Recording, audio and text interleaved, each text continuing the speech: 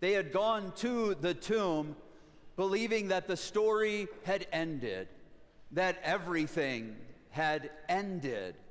They thought they were going just to simply fulfill an obligation that they had, but expecting nothing more. They realized when they got to the tomb that one barrier that could have been in place was already removed, the stone that had been put there. They probably thought that was interesting, but not really much a part of the story.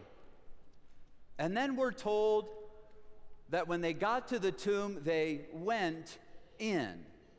Now for us, that seems pretty simple. It seems rather just like a small detail that we would know, and all the good stuff happens after they're in the tomb. But actually, simply hearing that they went in, that should be a little exciting for us. Because in Greek, there's two ways that we could talk about somebody going to do something. We could talk about somebody going to simply perform a task. In fact, we heard that just a week ago, when Jesus told his disciples to go into Jerusalem and get a donkey and bring it back to him. And when he told them to do that, he used the word upagete, to tell them to go and get this donkey and bring it back. It was just go and perform the task. But that's not the verb that we hear when the women get to the tomb. But to really get a handle on this, I'm going to need some young people to help me out to talk about this. If you don't have a driver's license yet, come on up and join me for a minute up here. I want to help you get this word and how that works. Now, as they're coming up, just to understand this, I want to ask people out there, come on up and just fill up this area. Come on in and sit down if you want. As they're coming up, I want to ask, a couple of months, or for many, many months, we kept hearing advertisements for a certain art exhibit of Van Gogh art that was happening here in Denver. What was that exhibit called? Shout it out. The Immersive Van Gogh. This wasn't watching pictures that were already up on a wall, but if you went to that experience, it was like this art was around you and you were immersed in the art. That's very much like what we hear from the women who went to the tomb. So I have all of you up here with me. We're going to hear this Greek word, and I'm going to need you. We'll break it down, and then we're going to shout it out a couple times, okay? This is the word, eis erxomai. Let's break it down in three parts to make it clear. Eis, erx, oh my. So all together it's eis erxomai. Say that with me. Eis erxomai, right. And what that means is that you don't just go to do something, but you enter into the story. We would say that when the women went to the tomb, they didn't just go to be a part of something that was over. They became a part of the story. They became eis erxomai. They were entered into the story. So they became what? Eis erxomai. Exactly. So that's what it's like to be. Anybody ever go to watch a baseball game? You've been to watch? Anybody ever played baseball? What's more fun, watching the game or playing the game? Playing the game is more fun because you're entered into the game. You know what happens when you enter the game? What are you? You are eis erxomai. That's right, some of you were ready, weren't you? What are you? You're eis erxomai. That's right. You are a part of the story. You are a part of the Easter story. When you, just like one of the women, ever tell anybody about Jesus, or you show an example of Jesus by how you love somebody else, you become the very story of Jesus to them. You know what you become? Eis erxomai. Exactly. So what I'm going to do, when you go back to your seats a couple more times, I'm going to ask you, what do you become? Or something like that. What are you going to tell me? Eis erxomai. That's right. Okay, you can head back to your seats and be ready because I'm going to need you a few more times, okay?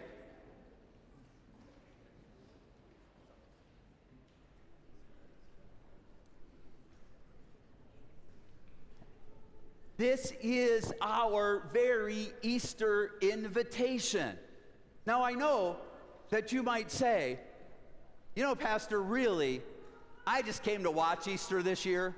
That's really all I wanted to get involved in this year. Wanted to see a few more flowers up front, maybe some on the cross, hear the choir and the Denver brass.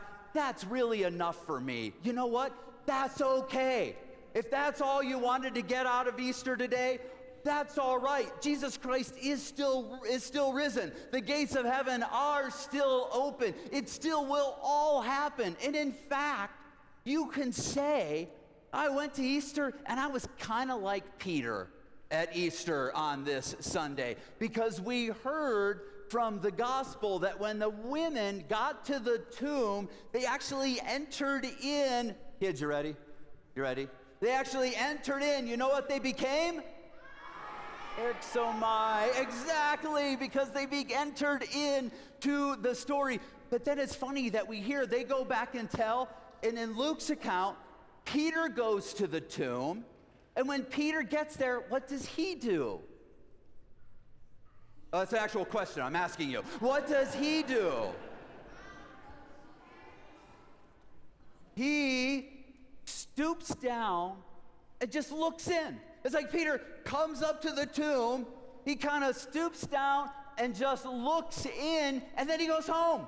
He does not enter into the tomb in Luke's account. Now, he still went home amazed, and he did get his name in Luke's gospel, but not the same way the women did.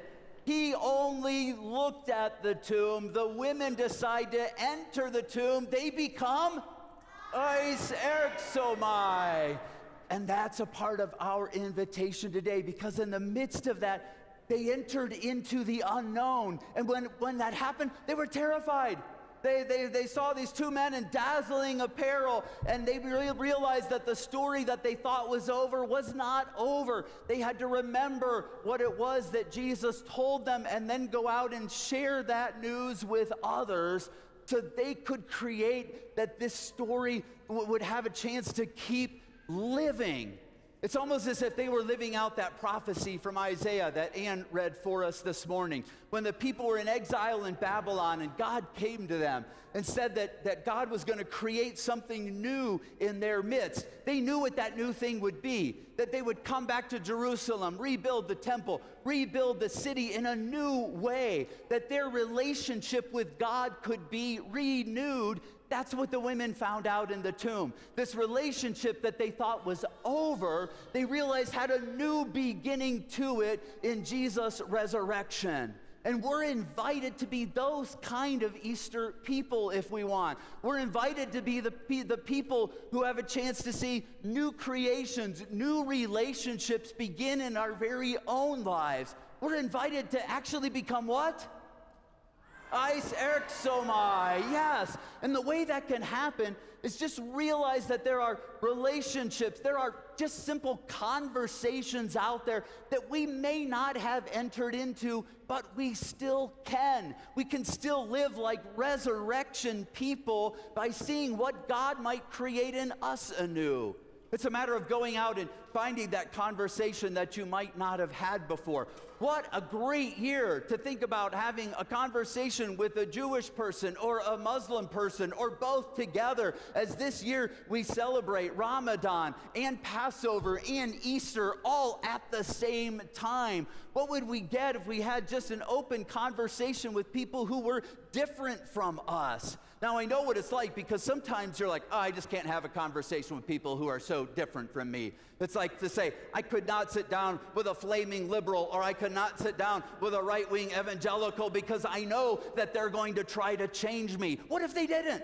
What if they were actually looking to have an open, honest conversation? And you might go, I know what that's going to feel like. It's going to feel like the end of Isaiah, where it says the wolf and the lamb are feeding together. I mean, if that's happening, it sounds great. But my guess is the lamb is always looking out the corner of his eye, seeing how hungry the wolf actually looks. Because that's our sense of what's going to happen, is that we don't enter conversation, but somebody just wants to devour us.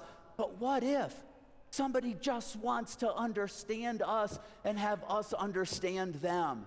What would it be like to sit down and have an open, honest conversation who's somebody who is straight or gay or lesbian or transgender, and just realize that somehow we might be able to create a new understanding in our life in that conversation? What would it be like to serve food at a tent city that springs up for the homeless people and have a chance just to serve them in a way that we might enter in and think, that sounds actually terrifying, but God might try to create a new thing in us in the midst of our lives. Because to live as Easter people means to be invited in to an opportunity that turns ourselves over to God, turns ourselves into an opportunity to grow in a relationship that we might have never dreamed that we could have, to grow in understanding of somebody who might be completely different from us, to actually enter in to a place where we might be terrified and still see what it is that God might do in our lives. That's an Easter invitation. That's what it means to enter into a story of God's love that's not just for us on one day, but that's for the world to be experienced. It's an opportunity for us to become what? Eis erxomai, to be people who are so captured by a resurrection story that we want to find a new way that God creates it in our life, and maybe through us, a new way that God creates it for the world. Think about sometime stepping in to a terrifying situation and see what God might do. Step into a new conversation and see what God might do. Step into a world that needs to hear a message of acceptance and love and see what God might do. God might, in you, make you become what? Eis erxomai. And in the midst of that, you become a resurrection person. Amen.